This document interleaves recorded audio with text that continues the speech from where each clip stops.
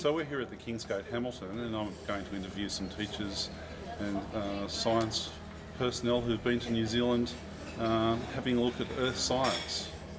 And we'll ask a few questions and get their impressions of the differences between New Zealand and Australia.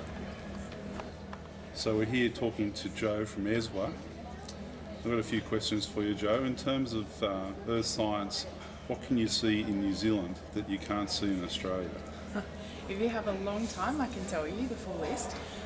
But basically, nice, fresh volcanics. The volcanic component of the course is really important, and the understanding of the different kinds of rocks for different reasons, and they are all here, the full gambit. So that's a fantastic opportunity for the students to see a big chunk of their course, and also to see processes like weathering and erosion on a massive scale. So it really, really adds value to the course. During your trip to New Zealand, you went to the North and South Island. From an earth science perspective, what's the difference? Okay, South Island I'll start because that's where we started. South Island is immense, and South Island for us is metamorphism.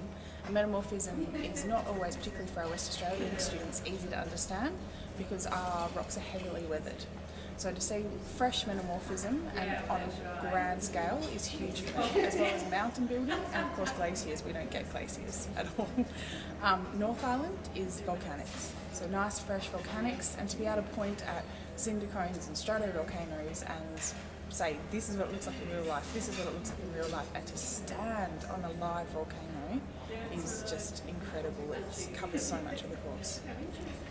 And finally, Joe, how does visiting and seeing the various aspects of earth science in New Zealand assist in giving a better understanding of earth science processes? I think sometimes we have to teach a lot of stuff in theory. As much as possible, we try and take our students out into the field so they understand what we're talking about. But in New Zealand, they can actually see it firsthand. And I find a lot of students retain and understand what they're learning when they've seen it firsthand, and they've got to experience it and touch it and feel it. And to understand that volcanoes vent sulphur, they'll never forget that because they've smelt it now. So I think really, as far as assessments and exams and understanding goes, there'll be great improvement from students.